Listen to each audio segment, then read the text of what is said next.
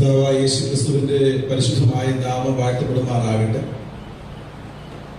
ഈ പ്രാർത്ഥനാ മീറ്റിംഗിന്റെ രണ്ടാം രാത്രിയിൽ ഇന്നത്തെ മീറ്റിംഗിന്റെ അധ്യക്ഷനായിരിക്കുന്ന ബഹുമാനനായ കർത്താവിന്റെ ദാസൻ പാസ്റ്റർ അലക്സാണ്ടർ ഫിൽ, സന്നിഹിതരായിരിക്കുന്ന ദൈവദാസന്മാരെ, ദൈവമക്കളെ, നമുക്കെല്ലാവർക്കും ഒരുമിച്ച് നമ്മുടെ ജനറൽ കൺവെൻഷന്റെ അനുഗ്രഹത്തിന് വേണ്ടി ചില ദിവസങ്ങൾ വേർതിരിച്ച് നമ്മുടെ കൺവെൻഷന്റെ ഈ സ്റ്റേജിൽ തന്നെ പ്രാർത്ഥനയോടും ഉപവാസത്തോടു കൂടി ആയിരിക്കാൻ കർത്താവ് ഇടയാക്കുന്ന അവസരത്തെ ഓർത്ത് ദൈവത്തെ സ്തുതിക്കുകയും ദൈവത്തെ മഹത്വപ്പെടുത്തുകയും ചെയ്യും. പ്രത്യേകാല ഈ ദിവസങ്ങളിൽ നടക്കുന്ന ഈ യോഗത്തിന് നേതൃത്വം നൽകുന്നത് നമ്മുടെ കൺവെൻഷന് വേണ്ടി ക്രമീകരിച്ചിരിക്കുന്ന പ്രയർ ഗ്രൂപ്പിന്റെ ചുമതലയിലാണല്ലോ ഈ ദിവസങ്ങളിൽ ഉപവാസ പ്രാർത്ഥനകൾ നടന്നു വരുന്നത്.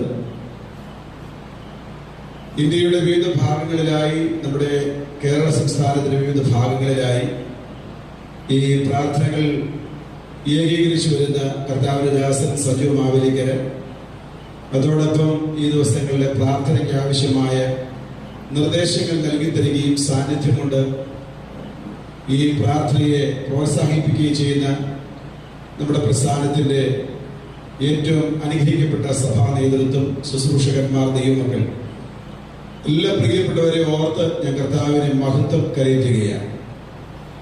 ഈ വേദിയിൽ ദൈവത്തിന്റെ വചനമായി നിൽക്കുമ്പോൾ എന്റെ ഹൃദയത്തിലേക്ക് ഓടി വരുന്ന അനേക ചിന്തകളിൽ ഒന്ന്, ആദ്യമായി ഷാരോണിലെ കൺവെൻഷന് പങ്കെടുത്ത രാത്രി ഞാൻ ഓർക്കുകയാണ്. അന്ന് ഏറെ ബാല്യമാണ്, എങ്കിലും അന്നത്തെ ആ കൺവെൻഷന്റെ ആ പാട്ടും ആരാധനയും ഒക്കെ ഒരു ചെറിയ ഓർമ്മ എന്റെ മനസ്സിലേക്ക് നൽകുന്നു. അന്ന് ആ കൺവെൻഷനിൽ പങ്കെടുക്കുമ്പോൾ ഇതുപോലെയുള്ള ഒരു വേദികൾ ലഭിക്കണമെന്നോ ഒരാഗ്രഹമോ ചിന്തയോ ഒന്നും മനസ്സിലുണ്ടായിട്ടില്ല.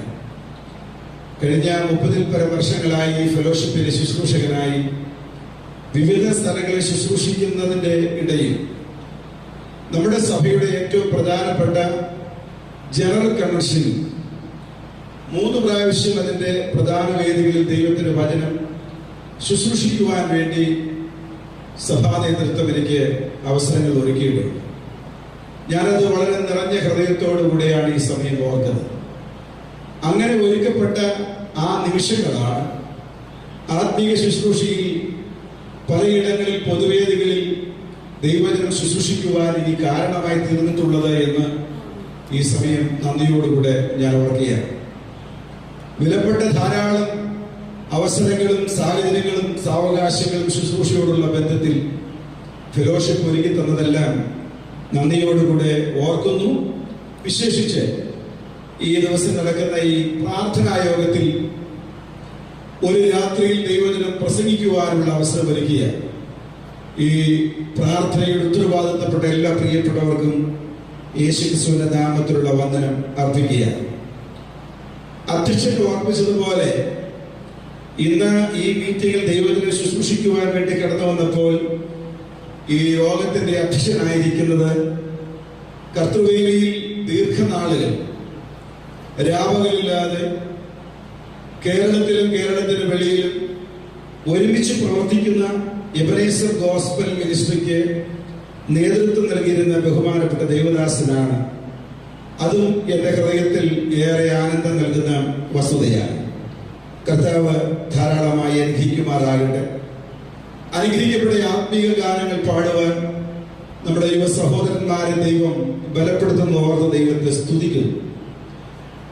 കടന്നു വന്നിരിക്കുന്ന എല്ലാ പ്രിയപ്പെട്ടവർക്കും ഇന്നത്തെ വചന ശുശ്രൂഷ അനുഗ്രഹമായി തീരേണ്ടതിന് എല്ലാ ദൈവമക്കളും പ്രാർത്ഥിക്കണം എന്ന് ഓർപ്പിച്ചുകൊണ്ട് ഈ ദിവസങ്ങളിലെ പ്രാർത്ഥനയ്ക്ക് വേണ്ടി, വചന ശുശ്രൂഷയ്ക്ക് വേണ്ടി പരിശുദ്ധാത്മാവ് എന്റെ ഹൃദയത്തിൽ പ്രകാശിപ്പിച്ച ഒരു വേദഭാഗം എഫേസ്യ ലേഖനം 6-ാം അധ്യായം 12-13 വാക്യങ്ങളാണ്. ആ വാക്യങ്ങൾ ഞാൻ തന്നെ വായിക്കുവാൻ താല്പര്യപ്പെടുന്നു. നമുക്ക് പോരാട്ടമുള്ളത് ജഡരക്തങ്ങളോടല്ല, വാഴ്ചകളോടും അധികാരങ്ങളോടും ഈ അന്ധകാരത്തിലെ ലോകാധിപതികളോടും സ്വർലോകങ്ങളിലെ ദുഷ്ടാത്മസേനയോടും അത്രേ. അതുകൊണ്ട് നിങ്ങൾ ദിവസത്തിൽ എതിർപ്പാനും സകലവും സമാപിച്ചിട്ട് ഉറച്ചു നിൽപ്പാനും കഴിയേണ്ടതിന് ദൈവത്തിന്റെ സർവായുധ വർഗം എടുത്തുകൊള്ളി. ദൈവത്തിന് സ്തോത്രം. ഈ വചനങ്ങളിലൂടെ ദൈവത്തിന്റെ പരിശുദ്ധാത്മാവ് നമ്മളോട് ഇടപെടേണ്ടതിനായി ഒരു നിമിഷം നമ്മുടെ കണ്ണുകൾ അടച്ച് നമുക്ക് ദൈവത്തോട് പ്രാർത്ഥിക്കാം. സർവശക്തനായ ദൈവമേ, നിന്റെ കൃപ ഞങ്ങളുടെ മേൽ പകരണമേ. സ്വർഗീയ അനുഗ്രഹങ്ങളാൽ ദൈവം ഞങ്ങളെ നിറയ്ക്കണമേ. ഇന്ന് രാത്രി കർത്താവേ, ഉയർത്തപ്പെടുന്ന ദൈവത്തിന്റെ നാമം ഇന്ന് രാത്രി മാത്രമല്ല ഞങ്ങളുടെ കൺവെൻഷന് ഒരു അനുഗ്രഹമായി തീരുവാൻ കർത്താവേ, ഈ ശുശ്രൂഷയ്ക്ക് തടസ്സമായി ഉയർന്നു വരുന്ന എല്ലാ അന്ധകാര വ്യാപാരങ്ങളുടെ മേലും ഒരു വലിയ വിടുതലായി മാറുവാൻ ദൈവം ഇടയാക്കുമാറാകണമേ. അവിടുത്തെ പ്രാർത്ഥന കേട്ടതിനായി സ്തോത്രം, യേശു ക്രിസ്തുവിന്റെ നാമത്തിൽ തന്നെ. ആരെങ്കിലും നിങ്ങളോട് ചോദിക്കുകയാണ്, എന്തിനാണ് ഇന്ന് രാത്രി പ്രാർത്ഥിക്കുന്നത്? ഇങ്ങനെയൊരു പ്രാർത്ഥനാ യോഗത്തിന്റെ ആവശ്യകത എന്താണ് എന്ന് ചോദിച്ചാൽ കുറച്ചുപേരെങ്കിലും മനസ്സിൽ പറയാനുള്ള ഒരു ഉത്തരം നമ്മുടെ പ്രയർ കമ്മിറ്റിയുടെ ഒരു പ്രോഗ്രാമാണ് ഉപവാസ പ്രാർത്ഥന. ഞാൻ ഒരിക്കലും കൂടെ നിങ്ങളോട് ചോദിക്കുകയാണ്, നമ്മളെല്ലാവരും നമ്മുടെ വീടുകളിൽ പ്രാർത്ഥിക്കുന്നവരാണ്. പ്രഭാത പ്രാർത്ഥനയും സന്ധ്യ പ്രാർത്ഥനയും കുടുംബ പ്രാർത്ഥനയും വ്യക്തിപരമായ പ്രാർത്ഥനയും എല്ലാം നമുക്കുള്ളതാണ്. സത്യത്തിൽ എന്തിനാണ് പ്രാർത്ഥിക്കുന്നത്? എന്തുകൊണ്ടാണ് പ്രാർത്ഥിക്കുന്നത്? ദൈവത്തിന്റെ വചനത്തിൽ നിന്ന് നമുക്ക് അതിന് ലഭിക്കുന്ന മറുപടി, എന്തുകൊണ്ടാണ് നാം സ്നാനപ്പെട്ടത്, എന്തുകൊണ്ടാണ് സ്നാനപ്പെട്ടത് എന്ന് ചോദിച്ചാൽ നിങ്ങൾ എന്തായിരിക്കും അതിന് പറയുന്ന മറുപടി? സ്നാനപ്പെടണം എന്നുള്ളത് കർത്താവിന്റെ കൽപ്പനയാകിയ സഭയുടെ അടിസ്ഥാന ഉപദേശമാകിയാൽ ആണ് ഞങ്ങൾ സ്നാനപ്പെട്ടത്. എന്തുകൊണ്ടാണ് രക്ഷിക്കപ്പെട്ടത്? എന്തുകൊണ്ടാണ് വേർപെട്ടത്? എന്തുകൊണ്ടാണ് പരിശുദ്ധാത്മാഭിഷേകം പ്രാപിച്ചത്? എന്തുകൊണ്ടാണ് കൂട്ടായ്മ ആചരിക്കുന്നത്? അതിന്റെ മറുപടി സഭയുടെ അടിസ്ഥാന ഉപദേശമായതുകൊണ്ടും ദൈവം നമ്മളോട് ചെയ്യണമെന്ന് പറഞ്ഞിരിക്കുന്ന കൽപ്പനയാകയാലാണ് നാം അത് ചെയ്തത്. അങ്ങനെയാണെങ്കിൽ ഞാൻ ചോദിക്കട്ടെ, എന്തുകൊണ്ടാണ് പ്രാർത്ഥിക്കുന്നത്? സഭയുടെ അടിസ്ഥാന ഉപദേശമാണ് പ്രാർത്ഥന. മനസ്സിലാവുന്നുണ്ട് നിങ്ങൾക്ക്? ഏതെങ്കിലും ഒരു സഭയിലെ പരിപാടിയല്ല പ്രാർത്ഥന, പ്രോഗ്രാം അല്ല പ്രാർത്ഥന. അപ്പോസ്തലപ്രവൃത്തികളുടെ പുസ്തകം 2-ാം അധ്യായം 38 മുതൽ 42 വരെയുള്ള വാക്യങ്ങൾ സഭയുടെ അടിസ്ഥാന ഉപദേശമാണ് പ്രാർത്ഥന. നാം എന്തുകൊണ്ട് പ്രാർത്ഥിക്കാൻ സമയം വേർതിരിക്കുന്നു? ദൈവസഭ യേശുവിന്റെ വരവ് വരെ ഈ ഭൂമിയിലായിരിക്കുമ്പോൾ പാലിക്കേണ്ട അടിസ്ഥാന ഉപദേശങ്ങളിൽ ഏറ്റവും പ്രാധാന്യമുള്ള ഒരു ഉപദേശമാണ് പ്രാർത്ഥന. അങ്ങനെയാണെങ്കിൽ നാം ഇന്ന് കടന്നു വന്നത് കേവലം ഒരു പ്രോഗ്രാമിന് വേണ്ടിയല്ല, അടിസ്ഥാന ഉപദേശങ്ങളുടെ നിവൃത്തീകരണത്തിനാണ് കർത്താവിന്റെ പാദപീഠങ്ങളിൽ നമ്മളായിരിക്കുന്നത്. ദൈവത്തിന് സ്തോത്രം. പ്രാർത്ഥന ഒരു അടിസ്ഥാന ഉപദേശമാണെങ്കിൽ പുതിയ നിയമസഭയിലെ ഒരു ഉപദേശം, ഇപ്പോൾ ഒത്തിരി ഉപദേശങ്ങളെല്ലാം ഓരോ ദിവസവും പ്രചരിച്ചുകൊണ്ടിരിക്കുന്ന കാലത്തിലാണ് നാം ജീവിക്കുന്നത്. ഒരു ഉപദേശം വേദപുസ്തകാടിസ്ഥാനത്തിൽപ്പെട്ടതാണോ എന്ന് തിരിച്ചറിയുന്നത് എങ്ങനെയാണ്? ഒന്ന്, ആ ഉപദേശം യേശുക്രിസ്തു തന്റെ ഐഹിക ജീവിതകാലത്ത് പ്രസംഗിച്ചിരുന്നതായി, പഠിപ്പിച്ചിരുന്നതായി സുവിശേഷങ്ങളിൽ രേഖ ഉണ്ടായിരിക്കണം. യേശു പഠിപ്പിച്ചതും ശിഷ്യന്മാർ പഠിച്ചതുമായ ആ വിഷയം അപ്പോസ്തലന്മാരും ആദിമസഭയും പ്രായോഗികമാക്കിയതായി അപ്പോസ്തല പ്രവൃത്തികളിൽ രേഖ ഉണ്ടായിരിക്കണം. യേശു പഠിപ്പിച്ചതും അപ്പോസ്തലന്മാരും ആദിമസഭയും പ്രായോഗികമാക്കിയ ആ വിഷയം, അതിന്റെ വിശദീകരണങ്ങൾ കേട്ടവർ നമുക്ക് ഉറപ്പിച്ചു തന്നത് എന്ന വചനപ്രകാരം ലേഖനങ്ങളിൽ അതിന്റെ രേഖ ഉണ്ടായിരിക്കുമാറാകണം. ആ ഉപദേശ വിഷയം വേദപുസ്തകത്തിലെ ഇതര വിഷയങ്ങളുമായി യോജിച്ച് പോകുന്നതായിരിക്കണം. പ്രിയമുള്ളവരെ, അങ്ങനെയാണെങ്കിൽ പ്രാർത്ഥന എന്നുള്ള അടിസ്ഥാന വിഷയം സുവിശേഷങ്ങളിൽ യേശു പഠിപ്പിച്ചതാണ്. അപ്പോസ്തല പ്രവൃത്തിയിൽ അപ്പോസ്തലന്മാരും ആദിമസഭയും അത് പ്രായോഗികമാക്കിയതാണ്. അതിന്റെ വിശദീകരണം ലേഖനങ്ങളിൽ ഉള്ളതാണ്. ക്രൈസ്തവ സഭയുടെ എല്ലാ ഉപദേശങ്ങളിലും എല്ലാ ശുശ്രൂഷകളിലും ഒഴിവാക്കാൻ പറ്റാത്ത മഹത്തായ ആത്മീക മർമ്മമാണ് പ്രാർത്ഥന. അത് വിശ്വസിക്കുന്നവർ കരം ഉയർത്തി ദൈവത്തെ ഒന്ന് സ്തുതിച്ചാട്ടെ. മറ്റേത് കാര്യങ്ങൾക്കും നമ്മുടെ കർത്താവ് മാതൃകയായിരിക്കുന്നത് പോലെ പ്രാർത്ഥനയ്ക്കും മാതൃക കർത്താവ് തന്നെയാണ്. യോഹന്നാന്റെ സുവിശേഷം 7-ാം അധ്യായം 53-ാം വാക്യം, അങ്ങനെ ഓരോരുത്തൻ താന്താന്റെ വീടുകളിലേക്ക് പോയി. 8-ാം അധ്യായം 1-ാം വാക്യം, യേശുവോ ഒലിവുമലയിലേക്ക് പോയി. ഓരോരുത്തൻ അവരവരുടെ വീടുകളിലേക്ക് പോയപ്പോൾ യേശുവിനെ അല്പസമയം വിശ്രമിക്കാൻ നസറേത്തിലുള്ള ഒരു വീടോ താൻ അധികം സ്നേഹിച്ചിരുന്ന ബെഥാനിയിലെ ലാസറിന്റെ ഭവനമോ തുറക്കപ്പെടാത്തത് കൊണ്ടല്ല, പിതാവിനോടുള്ള ഏകാന്തതയിൽ രാത്രി പ്രാർത്ഥനയിൽ സമയം വേർതിരിക്കുവാൻ യേശു ഒലിവുമലയിലേക്ക് പോയി. ഈ വാക്യങ്ങൾ വായിക്കുമ്പോൾ എനിക്ക് നിങ്ങളെ പ്രബോധിപ്പിക്കാനുള്ള ഒരു കാര്യം, പ്രാർത്ഥിക്കുന്നവനെ വിലക്കരുത്, പ്രാർത്ഥനയെ പരിഹസിക്കുകയും അരുത്. യെരൂശലേമിലെ പ്രസിദ്ധമായ ഒരു മല, അധികമാരും അറിയാതെ കാലചക്രത്തിൽ ഒരിക്കൽ പോലും ലോകത്തിന്റെ ഭൂപടത്തിൽ പതിയപ്പെടാതെ ശൂന്യമായി പോകേണ്ട ഒരു മല. നമുക്കറിയാം എത്രയോ മലകൾ, നാം അറിയാത്ത മലകളുണ്ട്, ലോകമറിയാത്ത മലകളുണ്ട്. ഇന്ന് ലോകം മുഴുവൻ ഒലിവുമല അറിയപ്പെടാനുള്ള കാരണം യേശുവിന്റെ ഗതാഗതം.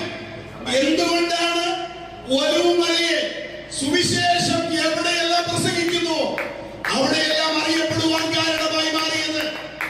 ഇത് പക്ഷേ യേശുവിൻ്റെതാകണമെന്ന് നിർബന്ധമില്ല. എല്ലാ സന്ധ്യായാമങ്ങളിലും ഒരു 10-30 വയസ്സുള്ള ഒരു ചെറുപ്പക്കാരൻ ഈ മലയിലേക്ക് പോവുകയാണ്, ഈ തോട്ടത്തിലേക്ക് പോവുകയാണ്. ഒരുപക്ഷെ ആ തോട്ടത്തിന്റെ ഉടമസ്ഥന്റെ ശ്രദ്ധയിൽ ഇത് വിട്ടിരിക്കാം.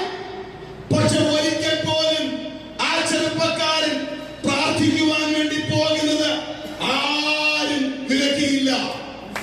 ദൈവമക്കളെ, ആരും അറിയാത്തവരായി പോകേണ്ട ജന്മങ്ങൾ, ആരും അറിയാത്തവരായി ഒഴുകിപ്പോകേണ്ട പ്രസ്ഥാനങ്ങൾ ഇന്ന് ലോകത്തിൽ അറിയപ്പെടുന്നതായി മാറിയിട്ടുണ്ടെങ്കിൽ അതിന് ഏക കാരണം പ്രാർത്ഥനയ്ക്ക് പ്രാധാന്യം നൽകിയതുകൊണ്ടാണ്. ആരെല്ലാം പ്രാർത്ഥനയ്ക്ക് പ്രാധാന്യം നൽകുന്നുവോ അവരെ ലോകം മറന്നാലും ദൈവം മറക്കുന്നവനല്ല. യേശുവിന്റെ ഗതാഗതം ഇന്ന്. അതുകൊണ്ട് ഈ പകൽക്കാലം എനിക്ക് നിങ്ങളെ ഓർപ്പിക്കാനുള്ളത്, പ്രാർത്ഥനയ്ക്ക് സമയം നൽകുന്നത്, പ്രാർത്ഥനയ്ക്ക് സ്ഥലം നൽകുന്നത് വെറുതെയല്ല. പ്രതിഫലം കിട്ടിയില്ല എങ്കിലും ഇവിടെ സ്വർഗത്തിലെ ദൈവം അതിനുള്ള താഴത്തും പ്രതിഫലങ്ങളും തലമുറയ്ക്ക് വേണ്ടി ഒരുക്കി വെച്ചിട്ടുണ്ട്. ദൈവത്തിന് സ്തോത്രം. ഞാൻ ആരംഭത്തിൽ പറഞ്ഞല്ലോ, കർത്താവിന്റെ ഉപദേശമാണ് പ്രാർത്ഥന. കർത്താവിനെ പ്രാർത്ഥനയോടുള്ള ബന്ധത്തിൽ 4 സാഹചര്യങ്ങളിൽ നമുക്ക് മനസ്സിലാക്കാൻ പറ്റും. ഒന്ന്, പ്രാർത്ഥിക്കുന്ന കർത്താവ്. യോഹന്നാന്റെ സുവിശേഷം 8-ാം അധ്യായം 1-ാം വാക്യം, അതുപോലെ തന്നെ ഇതര വാക്യങ്ങളെല്ലാം കോർത്തെടുക്കുവാൻ ധാരാളമുണ്ട്. രാത്രി മുഴുവൻ അവൻ പ്രാർത്ഥിക്കുന്നവനായിരുന്നു. 2, പ്രാർത്ഥനയെ കുറിച്ച് പഠിപ്പിക്കുന്ന കർത്താവ്. ദൈവക്രിസ്തു മത്തായി സുവിശേഷം 6-ാം അധ്യായം ഈ പ്രഭാഷണങ്ങളിലെല്ലാം പ്രാർത്ഥന എങ്ങനെയായിരിക്കണം, പ്രാർത്ഥനയിൽ എന്തെല്ലാം പാടില്ല, പ്രാർത്ഥനയിൽ എന്തെല്ലാം ഉണ്ടായിരിക്കണം, പ്രാർത്ഥന എന്ന വിഷയത്തെ കുറിച്ച് പഠിപ്പിക്കുന്ന കർത്താവ്. 3, പ്രാർത്ഥിക്കാൻ പഠിപ്പിക്കുന്ന കർത്താവ്. ലൂക്കോസ് 11-ാം അധ്യായം 1-14 വരെ പ്രാർത്ഥിക്കാൻ പഠിപ്പിക്കുന്ന കർത്താവ്. ലൂക്കോസ് 18-1 പ്രാർത്ഥിക്കാൻ നിർബന്ധിക്കുന്ന കർത്താവ്.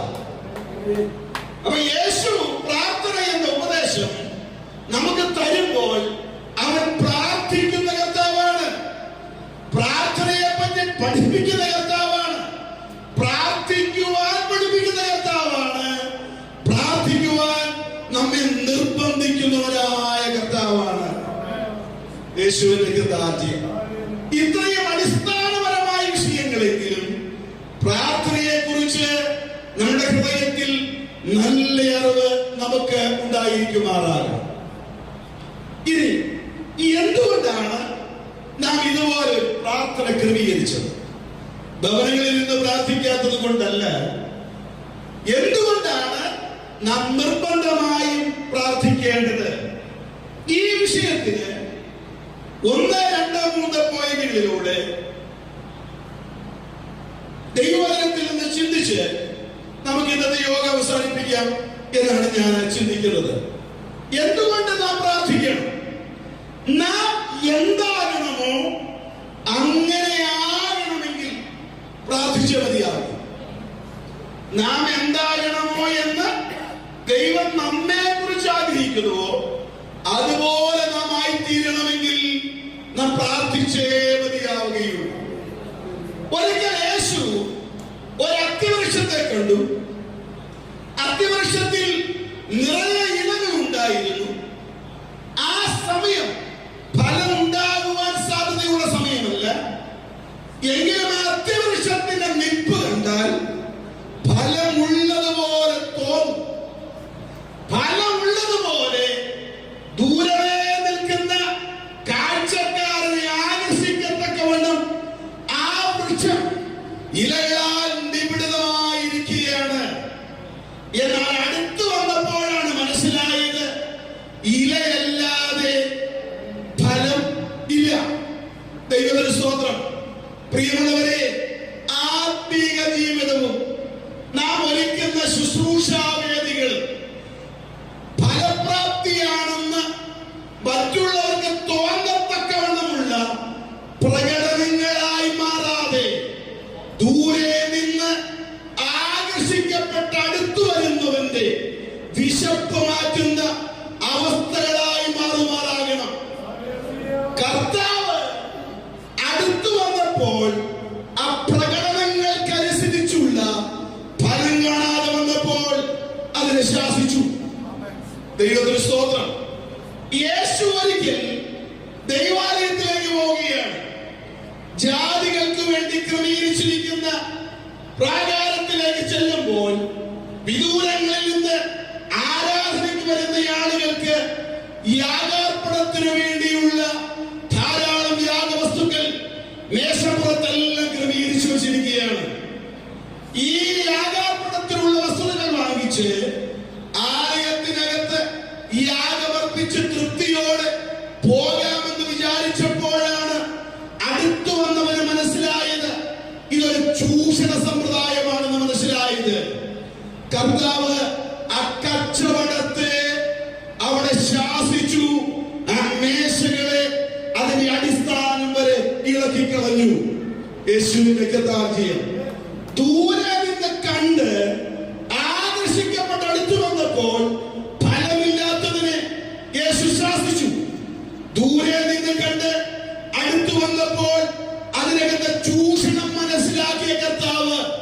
മേശകളെ എടുത്ത് എറിഞ്ഞു കളഞ്ഞു. ദൈവത്തിന് സ്തോത്രം. പഴയ നിയമത്തിൽ മേശത്തിന്റെ മുൻപാകെ ദാവീദ് ഒരുക്കിയ ഒരു മേശയുണ്ട്. എന്താണ് മേശയുടെ പ്രത്യേകത? അവന്റേതല്ലാത്ത കാരണത്താൽ അംഗവൈകല്യമുള്ളവനായി മാറിയവനാണ്. അവന്റെ ജീവിതത്തിൽ അവനായിട്ട് വരുത്തി വെച്ച ഒരു അനർത്ഥമല്ല, ഇനി പരിഹരിക്കപ്പെടാൻ ഒരിക്കലും സാധ്യതയില്ലാത്ത ഒരു വലിയ അനർത്ഥത്തിലാണ് അവനായി മാറിയത്. വളരെ ചെറിയ പ്രായത്തിൽ എടുത്തുകൊണ്ട് രക്ഷാസ്ഥാനത്തേക്ക് പോകുവാൻ നിയോഗിതയായ ഒരാളുടെ കയ്യിൽ നിന്നും അബദ്ധവശാൽ വീണുപോയപ്പോൾ സംഭവിച്ച ഒരു പരിക്ക്, ആ പരിക്ക് അവന്റെ ജീവിതകാലം മുഴുവൻ അവനെ മുടന്തനാക്കി മാറ്റി.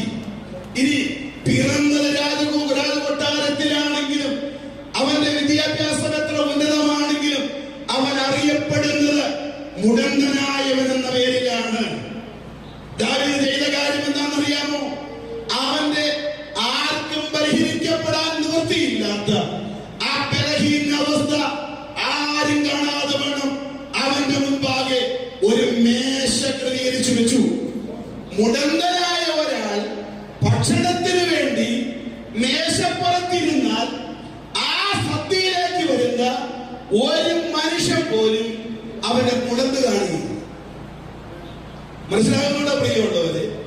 ദൈവം നമ്മുടേതല്ലാത്ത കാരണത്താൽ പരിഹരിക്കപ്പെടാൻ പറ്റാതെ ജീവിതത്തിൽ ഉണ്ടാകുന്ന ബലഹീനതകൾക്ക് പരിഹാരം വരുത്തുന്നത് കർത്താവ് മുൻപിൽ ഒരുക്കുന്ന ഒരു മേശ കൊണ്ടാണ്.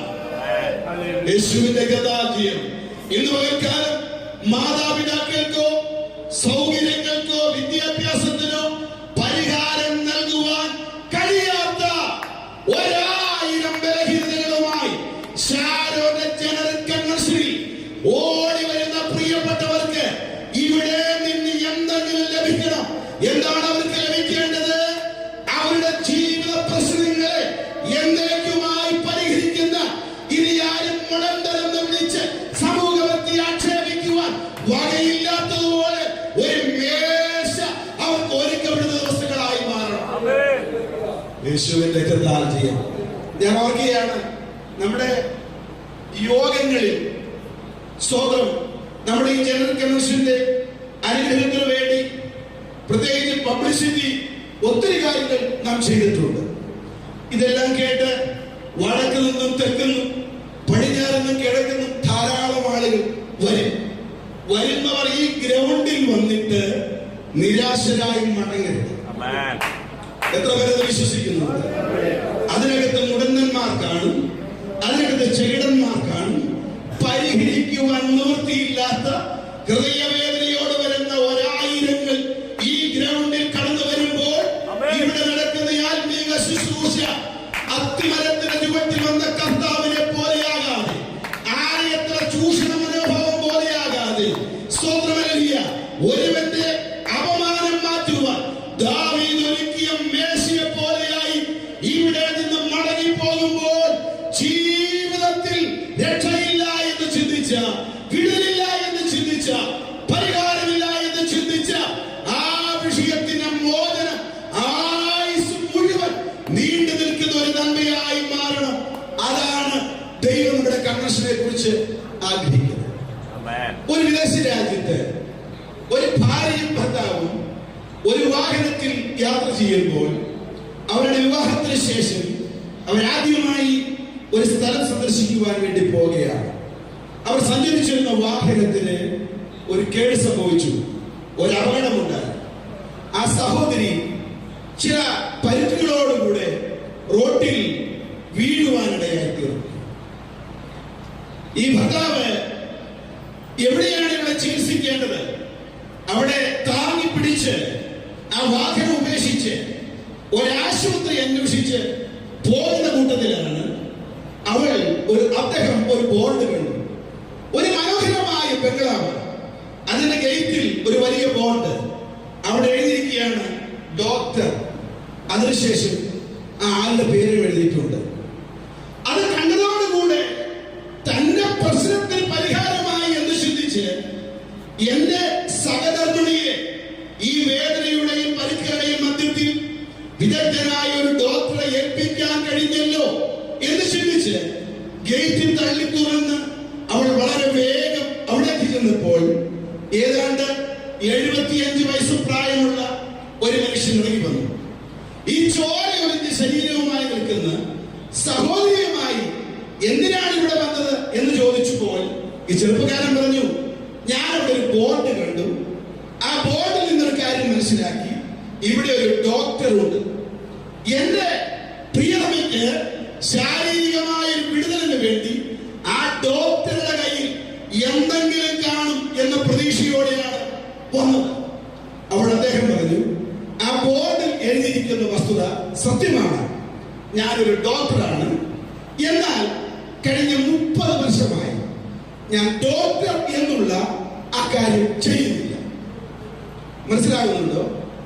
ഞാനൊരു ഡോക്ടറാണ്, ഞാൻ ആളുകൾക്ക് ചികിത്സ നൽകിയിട്ടുണ്ട്, മരുന്ന് കൊടുത്തിട്ടുണ്ട്, ആ ബോർഡ് കിടക്കണം.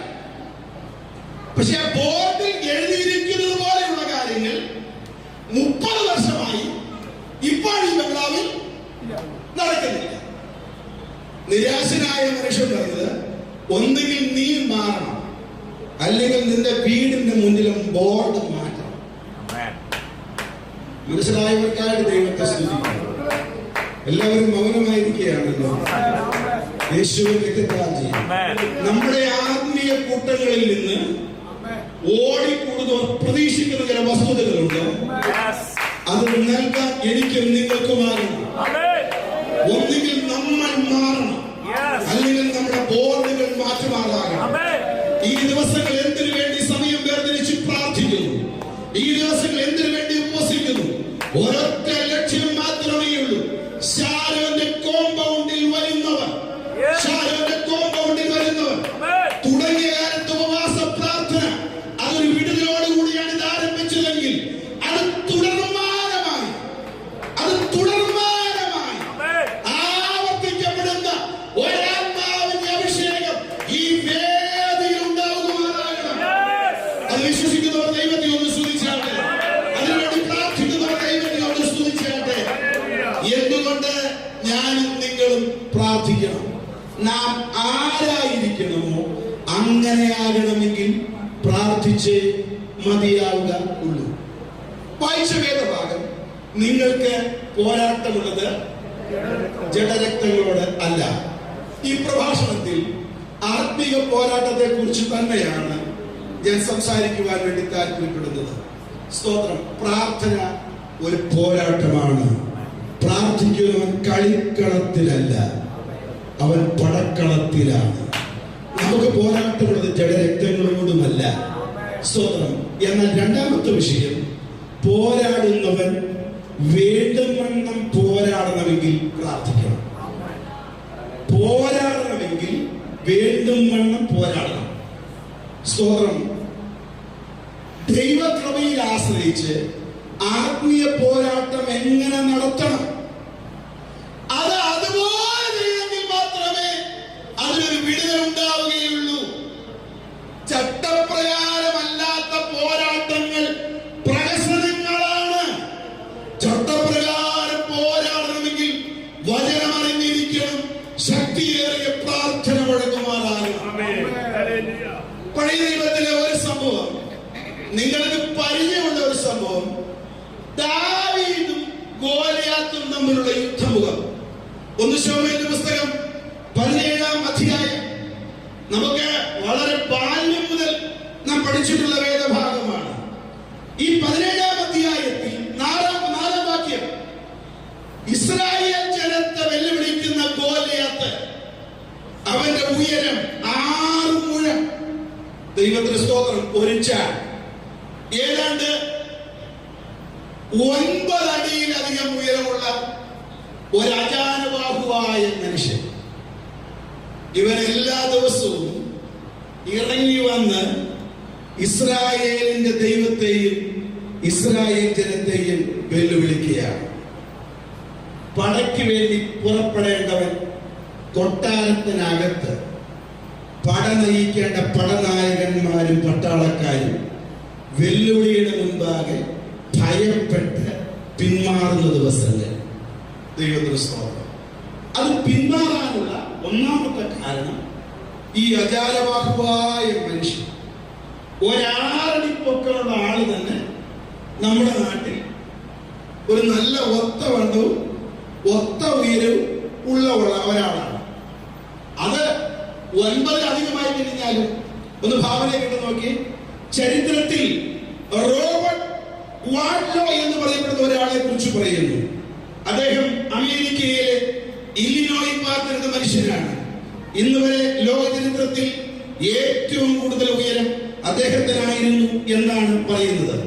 അദ്ദേഹത്തിന്റെ ഉയരം പോലും 9 അടിയോളം വരികയില്ല. അപ്പോൾ ഉയരം കൊണ്ട് വലിയവൻ, അവനെ നേരിടുവാൻ വേണ്ടി പോകുന്ന ദാവീദോ ഒരു ബാലൻ. ഇനി ഈ ബാലനായ ഈ ദാവീദിന് ഗോലിയാത്തിനെ മുഖം നോക്കണമെങ്കിൽ നേരെ നോക്കാൻ പറ്റില്ല, മുകളിലേക്ക് നോക്കണം. അവന്റെ കാലിന്റെ ഒരു മുട്ടുവരെ മാത്രം പൊക്കമുള്ള ഒരു കൊച്ചു ബാലൻ. എന്താണ് ഗോലിയാത്തിന്റെ പ്രത്യേകത? പൊക്കമുള്ളവനാണ്, ശക്തനാണ്, ഗർജിക്കുന്നവനാണ്, ആയുധങ്ങളുള്ളവനാണ്. തല മുതൽ ഉള്ളങ്കാൽ വരെ ആയുധങ്ങളും കവചങ്ങളാലും നിറയപ്പെട്ടവനാണ്.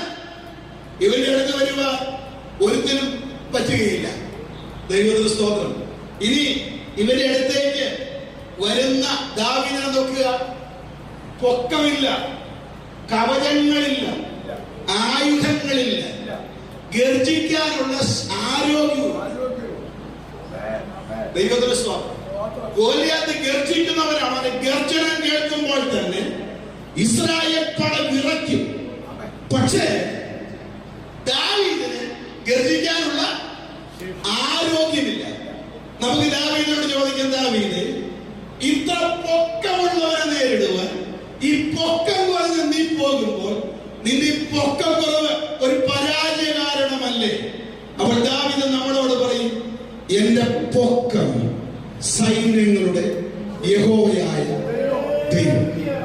നിന്റെ കയ്യിൽ ആയുധങ്ങളില്ല, മാരകമായ ആയുധങ്ങളുള്ള, ആയുധങ്ങൾ ഉപയോഗിച്ച് പരിശീലനമുള്ള ആയുധധാരിയായ ഒരു യോദ്ധാവിന്റെ അടുത്തേക്ക് പോകുമ്പോൾ നിനക്ക് ആയുധങ്ങളുണ്ടോ? ദാവീദ് പറയും, എന്റെ ആയുധം യഹോവയുടെ നാമം. നിന്നെ ആക്രമിച്ചാൽ ആ വാൾ ഏൽക്കാതെ നിനക്ക് കവചങ്ങളില്ല. ദാവീദ് പറയും, നിങ്ങൾ നോക്കുമ്പോൾ എനിക്ക് കവചമില്ല, പക്ഷേ യഹോവ എനിക്ക് ചുറ്റും പരിചയം. യേശുവിന്റെ കൃതാജയം, യേശുവിന്റെ കൃതാജയം. ബലമുള്ളതിനെ രക്ഷിപ്പിക്കുവാൻ ബലഹീനതമായി തിരഞ്ഞെടുത്തവനായ ദൈവം. ഈ പകൽക്കാലം ഞാൻ പറയട്ടെ പ്രിയമുള്ളവരെ, ഗോലിയാത്തിനെ താഴെയിട്ട ദാവീദിന്റെ ആയുധം കേവലം കവണയോ കല്ലുകളോ അല്ലായിരുന്നു. ഒരുപക്ഷെ മാനുഷികമായി ഉപയോഗിക്കപ്പെട്ടത് അതാണെങ്കിലും ആ ചില വാക്യങ്ങളിൽ, ഏതാണ്ട് ഒരു 5 വാക്യങ്ങളിൽ ആവർത്തിച്ച് ദാവീദ് പറയുകയാണ്, യഹോവ ദൈവം. പറഞ്ഞ ദൈവങ്ങളെ, യഹോവ ദൈവം. തിരുവല്ലായുടെ ഹൃദയഭാഗത്ത് തല ഉയർത്തി നിന്ന് ഈ പ്രസ്ഥാനത്തെ മുമ്പോട്ട് നയിക്കാൻ അനുവദിക്കയില്ല എന്നും ഇതിനകത്തൊരു വിടുതലിന്റെ ശുശ്രൂഷ ഇനിയും ആവർത്തിക്കപ്പെടുകയില്ല എന്നും ഇവിടെ ഒരു ദൈവിക വിടുതൽ ഇനിയും ഉണ്ടാകുവാൻ അനുവദിക്കയില്ല എന്നും വെല്ലുവിളിക്കുന്ന ഈ ദേശത്തിന്റെ അധിപതിയുടെ മുൻപാകെയാണ് ഞാനും നിങ്ങളും നിൽക്കുന്നത്. അവൻ എത്ര പൊക്കമുള്ളവനായിരിക്കാം, അവൻ ഗർജിക്കുന്നവനായിരിക്കാം, അവൻ ആയുധമുള്ളവനായിരിക്കാം, അവൻ കവചങ്ങളുള്ളവനായിരിക്കാം. പക്ഷേ ഇന്ന് സാധുക്കളായ ദൈവമക്കൾക്ക് പറയുവാൻ പറ്റുന്നത്, ആയുധങ്ങൾ ഞങ്ങൾക്കില്ല, പണം ഞങ്ങൾക്കില്ല, ബലം ഞങ്ങൾക്കില്ല, കവചങ്ങൾ ഞങ്ങൾക്കില്ല, പക്ഷേ യഹോവയുടെ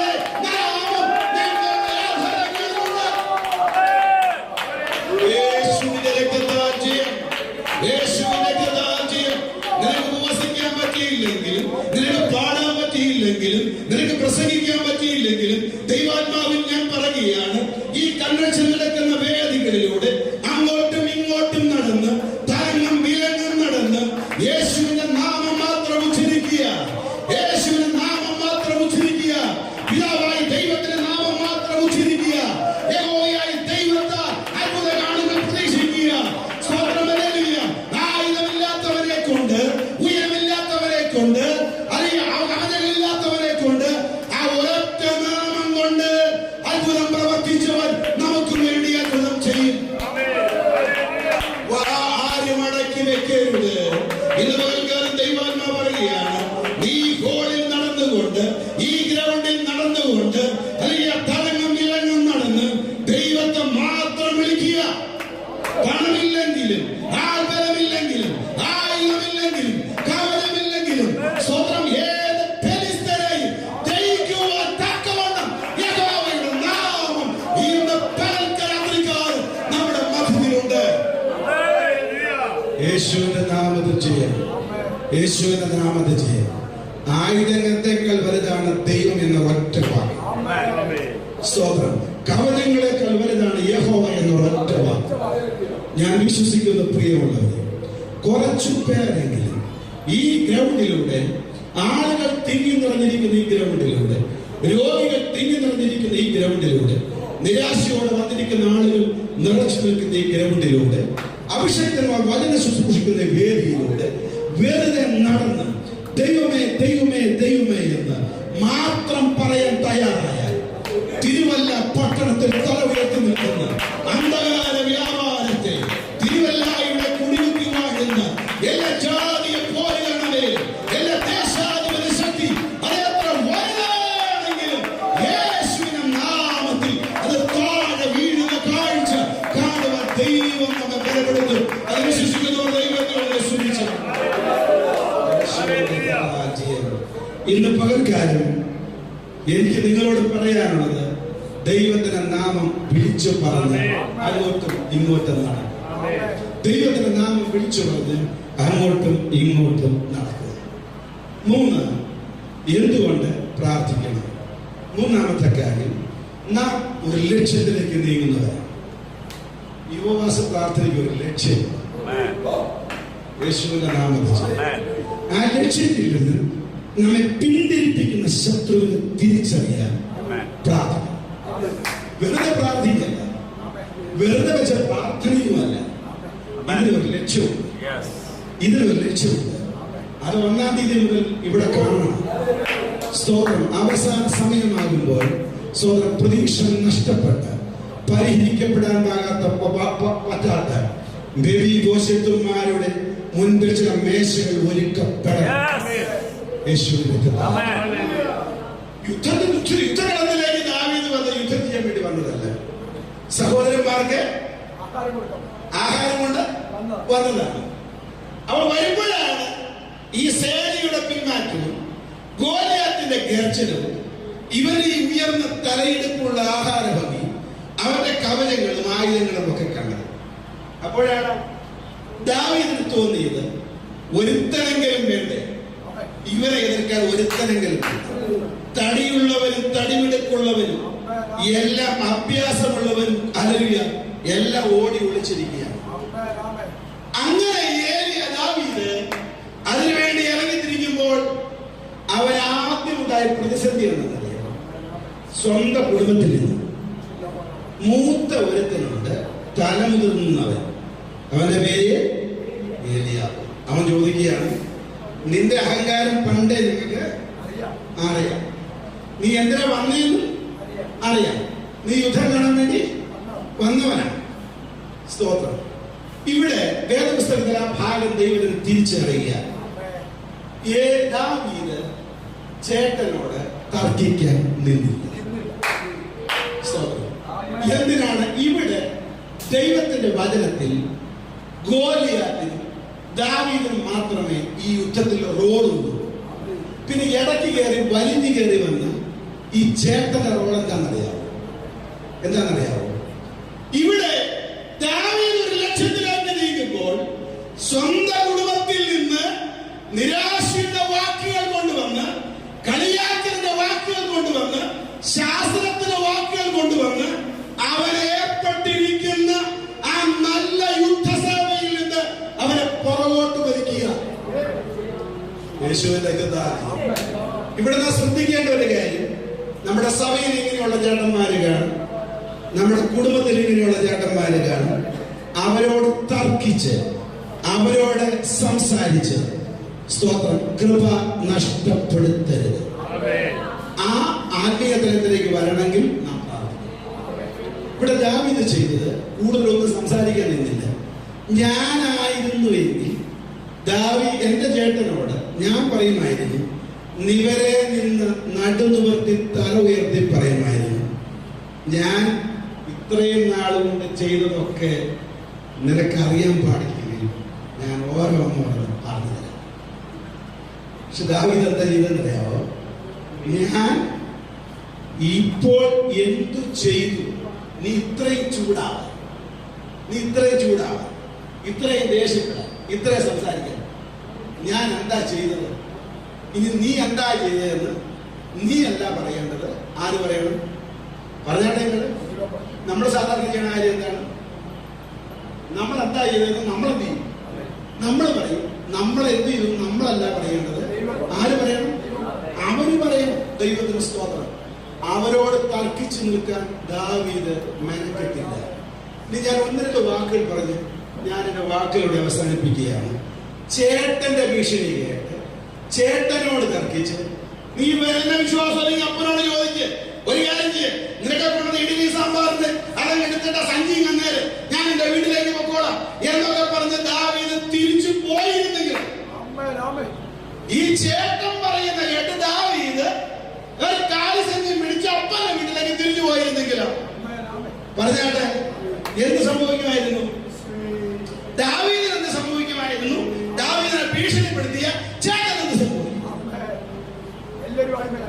ദൈവത്തിന് സ്തോത്രം. ദാവീദേ, നിന്നെ യുദ്ധകളത്തിലേക്ക് അപ്പൻ അയച്ചത് സ്തോത്രം ചേട്ടന്മാർക്കുള്ള ഭക്ഷണമായിട്ടാണെങ്കിലും കാലിച്ചാക്കുമായി മടങ്ങാനല്ല. ദൈവത്തിന് നിന്നെ കുറിച്ചുള്ള പദ്ധതി, യഹോവയുടെ നാമം ചില ദിവസങ്ങളായി വെല്ലുവിളിച്ചുകൊണ്ടിരിക്കുന്ന, ഇസ്രായേൽ പടയെ അപമാനിക്കുന്ന ഈ ഗോലിയത്തിന്റെ തലയാണ് നിന്റെ കയ്യിലിരിക്കേണ്ടത്. തല കയ്യിലിരിക്കേണ്ടവന്റെ കയ്യിൽ കാല് സഞ്ചരിക്കാനല്ല. മനസ്സിലാവുന്നുണ്ടോ? ചേട്ടനോട് തർക്കിക്കാൻ പോയ തല കയ്യിലിരിക്കേണ്ട കയ്യിൽ കാല് സന്ധി മാത്രമേ ഉണ്ടാവുകയുള്ളൂ. പിടിയിട്ട് നിന്റെ കയ്യിൽ എന്താണ് ഇരിക്കേണ്ടത്? ശത്രുവിന്റെ തലയാണ്. ചേട്ടനോട് ഉണ്ടാകാൻ പോയായിരുന്നെങ്കിലോ, ചേട്ടനോട് ന്യായീകരണത്തിന് പോയായിരുന്നെങ്കിലോ, ചേട്ടനോട് തർക്കിക്കാൻ പോയായിരുന്നെങ്കിലോ, കാലി സഞ്ചിയും പിടിച്ചുകൊണ്ട് ആയുസ് മുഴുവൻ സ്വതന്ത്രം നടക്കേണ്ട ഗതികേട് വരുമായിരുന്നു. ശുശ്രൂഷ ഉള്ളവൻ സ്വതന്ത്രം അവന്റെ ശുശ്രൂഷയുടെ വിധങ്ങൾ തിരിച്ചറിയുമാറാകണം. നിന്റെ ലക്ഷ്യത്തിൽ നിന്ന് നിന്നെ പിന്തിരിക്കുവാൻ വേണ്ടി പിശാച് ചില ചേട്ടന്മാരെ ഒഴിഞ്ഞേക്കാം, അവർ പരിഹസിച്ചേക്കാം, അവർ ആക്ഷേപിച്ചേക്കാം, അവർ തർക്കിച്ചേക്കാം. അവരോട് മറുപടി പറയേണ്ടത് നിന്റെ ഉത്തരവാദിത്വമല്ല. ആ വിഷയം ദൈവത്തിന്റെ കരങ്ങളിലേക്ക് ഏൽപ്പിച്ചിട്ട് ദൈവത്തിന്റെ ഏൽപ്പിച്ച കണ്ണിലേക്ക് പോവുക. എന്നും കാലിച്ചാക്കി പിടിക്കേണ്ടി വരികയില്ല. ഒരു യോദ്ധാവായി മാറേണ്ടവൻ ഒരു യോദ്ധാവിന്റെ കയ്യിലിരിക്കുന്ന ശത്രുവിന്റെ തലയാണ്.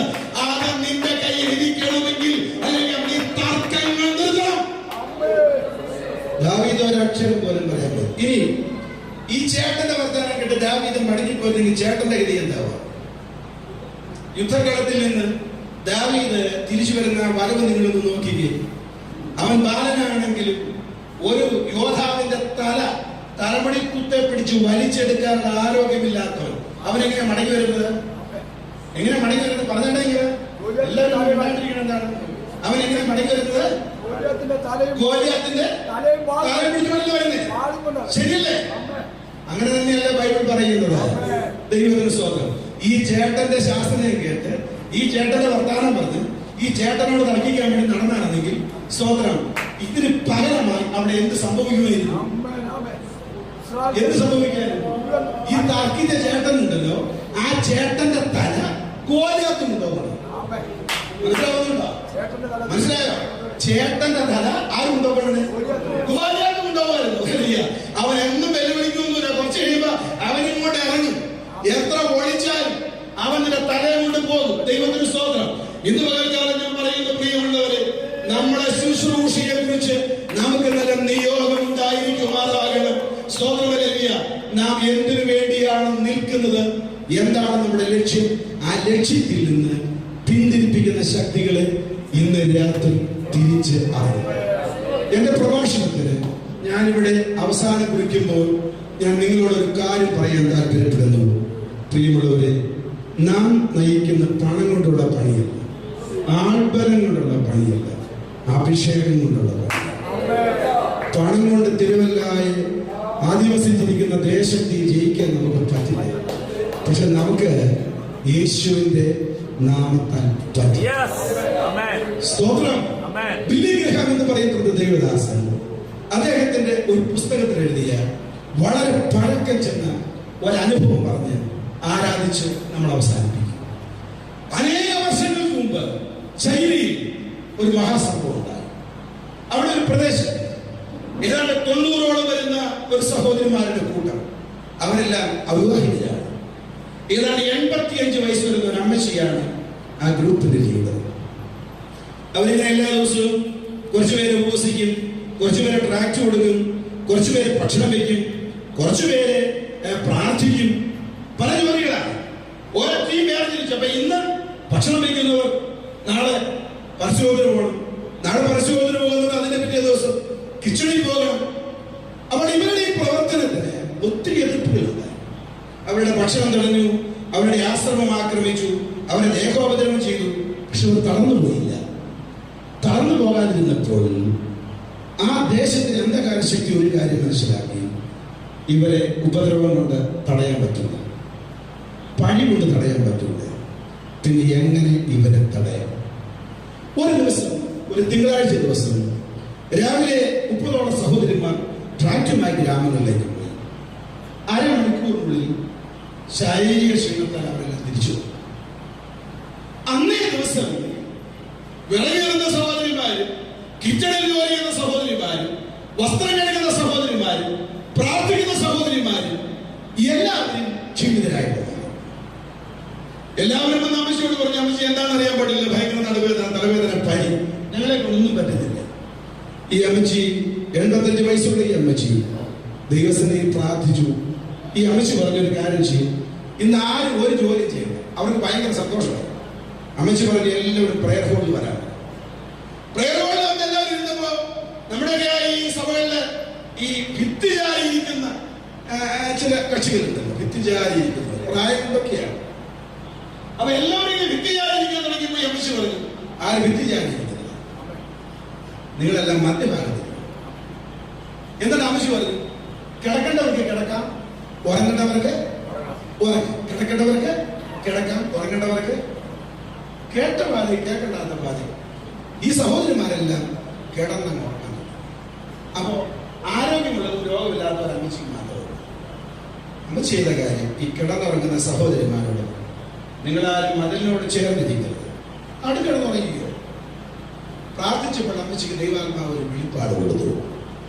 അവർ ആയിരിക്കുന്ന ആശ്രമത്തിന് മുകളിൽ അന്തരീക്ഷ മണ്ഡലത്തിൽ ഒരു കറുത്ത വലിയ മേഘം. അതിന്റെ സ്വാധീനമാണ് ഇവരുടെ സ്നേഹം നഷ്ടപ്പെടുത്തുന്നത്, ഇവരുടെ ആരോഗ്യം നഷ്ടപ്പെടുത്തുന്നത്, ഇവരുടെ ശുശ്രൂഷ നഷ്ടപ്പെടുത്തുന്നത്, ഇവിടുത്തെ വിടുതൽ നഷ്ടപ്പെടുത്തുന്നത് ഈ കറുത്ത മേഘത്തിന്റെ സ്വാധീനം. അമ്മച്ചിയുടെ കാര്യം, ഈ അമ്മച്ചി ഈ സഹോദരന്മാരുടെ അടുത്തേക്ക് ചെന്നു. അതിനുശേഷം അവർക്ക് ചുറ്റും നടന്നു യേശുവിന്റെ രക്തത്താൽ ചെയ്യും. വേറെ ഒന്നും പറഞ്ഞില്ല. യേശുവിൻ രക്തത്താൽ ചെയ്യും. യേശുവിൻ, നിങ്ങളൊന്ന് പറഞ്ഞു നോക്കി, യേശുവിൻ രക്തത്താൽ ചെയ്യും. പറയാറുണ്ട്, പണ്ടൊക്കെ പറയാറുണ്ട്, ഇപ്പൊ പറയാറുണ്ട്. ഒത്തിരി ബുദ്ധിമുട്ടുള്ളവർ 50 പ്രാവശ്യം പറഞ്ഞു അമ്മച്ചി ഏതാണ്ട് 1/2 മണിക്കൂർ ഈ സഹോദരിമാരെ വലം വെച്ച് യേശുവിന്റെ രക്തത്താൽ ചെയ്യും, യേശുവിന്റെ രക്തത്താൽ ചെയ്യും, യേശുവിന്റെ രക്തത്താൽ ചെയ്യും, യേശുവിന്റെ രക്തത്താൽ ചെയ്യും, യേശുവിന്റെ രക്തത്താൽ ചെയ്യും. ഇത് തുടങ്ങിയാണ്. അമ്മച്ചി ഇങ്ങനെ നടന്നു പോകുമ്പോൾ സംഭവിച്ച കാര്യം, ഈ യേശുവിന്റെ രക്തം പറഞ്ഞ് ഇങ്ങനെ നടന്നു പോകുമ്പോ ഇങ്ങനെ നടന്നു പോവുകയല്ലേ, നടന്നു പോകുമ്പോ കാണാം അമ്മച്ചി ഇങ്ങനെ യേശുവിന്റെ രക്തത്താൽ ചെയ്യും, യേശുവിന്റെ രക്തത്താൽ ചെയ്യും, രക്തത്താൽ ചെയ്യും, രക്തത്താൽ ചെയ്യും. നടന്നു പോകുന്ന വഴിക്ക് അറിയാതെ അമ്മച്ചിയുടെ കാലിലെ ഒരു വിരല് ഒരു സഹോദരിയുടെ ശരീരത്തിന്റെ ഒരു ഭാഗത്ത് തൊട്ടു. പക്ഷേ നിങ്ങൾ പലരും ഇരിക്കുന്ന പോലെ ആ തൊടുന്ന സമയം വരെ അവരെല്ലാം മൗനമായി കിടന്ന് ഉറങ്ങി. ആ കാൽ തട്ടിയപ്പോൾ ആ സഹോദരി ചാടി എഴുന്നേറ്റ സഹോദരിക്ക് ഈ അമ്മച്ചി കൈ കൊടുത്തു. അപ്പൊ രണ്ടുപേരും കൈ കോർത്തു പിടിച്ച് യേശുവിന്റെ രക്തത്താൽ, നിങ്ങൾ കുറെ കൂടി ഒരു സ്തോത്രം എന്ന് പറഞ്ഞു. ഇത്രയും പവനം നമ്മുടെ ഇടയിൽ ആവശ്യമില്ല. കുറെ കൂടി അവര് യേശുവിന്റെ രക്തത്താൽ ചെയ്യും. അവരിൽ 10 മിനിറ്റ് നടന്നപ്പോൾ അവരുടെ ആരുടെയോ കാലിന്റെ വിരൽ തൊട്ട് മറ്റൊരു സഹോദരി കൂടെ എഴുന്നേറ്റു. ഏതാണ്ട് 1.5 മണിക്കൂർ കഴിഞ്ഞപ്പോൾ 90-ലധികം വരുന്ന സഹോദരിമാർ എല്ലാവരും വലം കണക്കോർത്ത് പിടിച്ച് യേശുവിന്റെ രക്തത്താൽ ചെയ്യും, യേശുവിന്റെ രക്തത്താൽ ചെയ്യും, യേശുവിന്റെ രക്തത്താൽ ചെയ്യും. വേറെ ഒന്നും അവർ പറയുന്നില്ല. സ്വന്തം യേശുവിന്റെ രക്തത്താൽ ആശ്രയിച്ച് പ്രാർത്ഥിച്ചുകൊണ്ടിരുന്ന സമയത്ത് സംഭവിച്ച കാര്യം എന്താണെന്ന് അറിയാമോ? ഈ അമ്മച്ചി മുകളിലേക്ക് നോക്കുമ്പോൾ മുകളിൽ നിന്ന് താഴേക്ക് ഇറങ്ങി വന്ന ഒരു വലിയ അഗ്നിഗോളം ഇവരുടെ ആ സമയത്തെ മുഴുവൻ വഹിച്ചിരുന്ന ആ വലിയ അന്ധകാരത്തിന്റെ മേഘാവൃതമായ അനുഭവത്തെ തീങ്കൽ മെഴുകുന്നത് പോലെ, തീങ്കൽ ഒരു കടലാസ് കത്തി മാറുന്നത് പോലെ കത്തി മാറുവാനിടയായി തീർന്നു. ഈ പകൽക്കാലം ദൈവത്തിന്റെ വൈദ്യരെ, ഈ ദേശത്തിന്റെ അന്ധകാര ശക്തികൾ ഈ കൺവെൻഷന്റെ ആദ്യാലോചന മുതൽ വെല്ലുവിളി ഉയർത്തുന്ന ഒരു ശബ്ദമുണ്ട്. ഇവിടെ വിടുതൽ നടക്കുവാൻ നിങ്ങൾ അനുവദിക്കുകയില്ല. തിരുവല്ലായുടെ ദേശാധിപതി, അതിന്റെ ശക്തികൾ, അതിന്റെ അന്ധകാര വ്യാപാരങ്ങൾ ഒരുപോലെ പറയുന്നു, ഇവിടെ ഒരു വിടുതൽ ഉണ്ടാവുകയില്ല, ഇവിടെ രോഗശാന്തി ഉണ്ടാവുകയില്ല, ഇവിടെ ഒരു വിടുതൽ ഉണ്ടാവുകയില്ല. എന്നാൽ ഇന്ന് പകൽക്കാലം യേശുവിന്റെ രക്തത്തിൽ ആശ്രയിക്കുന്ന ദൈവജനം ഒരുമിച്ച് പറയുകയാണ്, ഞങ്ങളുടെ കയ്യിൽ ഒരായുധം മാത്രമേ ഉള്ളൂ, ഞങ്ങളുടെ കയ്യിലുള്ള ആയുധം യേശുവിന്റെ രക്തമാണ്. ഇനിയെങ്കിലും ഒരു അല്പസമയം എന്നോട് ചേർന്ന് യേശുവിന്റെ രക്തം പറയാൻ നിങ്ങൾ എത്ര തയ്യാറാണ്? ആയുധം വേണ്ട, പണം വേണ്ട, ആരോഗ്യം വേണ്ട. യേശുവിന്റെ രക്തത്തിൽ മാത്രം ആശ്രയിച്ച് തിരുവല്ല പട്ടണത്തിൽ അധിവസിക്കുന്ന അന്ധകാര വ്യാപാരങ്ങളിൽ അഷ്ടപാലകന്മാരെ, അസുരഗണങ്ങളുടെ ശക്തിയെ യേശുവിന്റെ നാമത്തിൽ ഈ രാത്രി ജയിക്കുവാൻ എത്ര പേര് തയ്യാറാണ്? ഒരു നിമിഷം ഒന്ന് എഴുന്നേറ്റ് നിൽക്കുക. എല്ലാവരും എഴുന്നേറ്റ് നിന്നാട്ടെ. ദൈവത്തെ ഓർത്ത് വരുന്ന യോഗത്തിൽ ഈ അന്തരീക്ഷത്തിൽ ബാധിക്കുന്ന ദുഷ്ടാത്മ ശക്തികൾക്കെതിരെ യേശുവിന്റെ നാമത്തിൽ നാം ജയമെടുക്കുന്ന നിമിഷങ്ങളാണ്. ഇതിനകത്താരും മൗനമായി നിൽക്കരുത്. യേശുവിന്റെ കരങ്ങളിലേക്ക് ഏൽപ്പിച്ചു കൊടുത്താട്ടെ. ഷാരോൺ ഫെലോഷിപ്പ് ചർച്ചിന്റെ പ്രാരംഭ സമയത്ത് നടന്ന ഒരു പ്രാർത്ഥനയെ കുറിച്ച് ഞാൻ കേട്ടിട്ടുണ്ട്. അവിടെ നടന്ന വിടുതലയെ കുറിച്ചും ഞാൻ കേട്ടിട്ടുണ്ട്. ഈ വർഷത്തെ കൺവെൻഷനിൽ അതിന് ഒരാവർത്തനം ഉണ്ടാകുക, അതിന് ഒരാവർത്തനം ഉണ്ടാകുക. എത്ര പേര് പ്രാർത്ഥിക്കാൻ തയ്യാറാകും? നാം ഒരുമിച്ച് ഒരു പാട്ട് പാടി അല്പസമയം ദൈവത്തെ ആരാധിക്കുവാൻ വേണ്ടി പോവുകയാണ്. പാവങ്ങളുടെ വിടുതൽ യേശുവിന്റെ രക്തത്താലാണ്. അന്ധകാര ശക്തിയുടെ വിടുതൽ യേശുവിന്റെ രക്തത്താലാണ്. നമുക്ക് എല്ലാവർക്കും അറിയാവുന്ന മനോഹരമായ ഒരു പഴയ ഗാനമുണ്ട്. സ്തോത്രമല്ലേ? രക്തം കൊണ്ടു മുദ്രയിട ഒരുമിച്ചു സ്തോത്രം. അറിവിന്റെ മണ്ഡലത്തിൽ നിന്ന് അധരം കൊണ്ട് പാടാതെ ഹൃദയം കൊണ്ട് ആത്മാർത്ഥമായി പ്രാർത്ഥിച്ച് ആരാധിച്ച് പാടാൻ തയ്യാറായി. ഞാൻ വിശ്വസിക്കുന്നു ഈ അന്തരീക്ഷത്തിലെ അന്ധകാര വ്യാപാരത്തിന് അതൊരു പ്രഹരമായി മാറും. വിശ്വസിക്കുന്ന ദൈവത്തെ ഒന്ന് സ്തുതിച്ചാൽ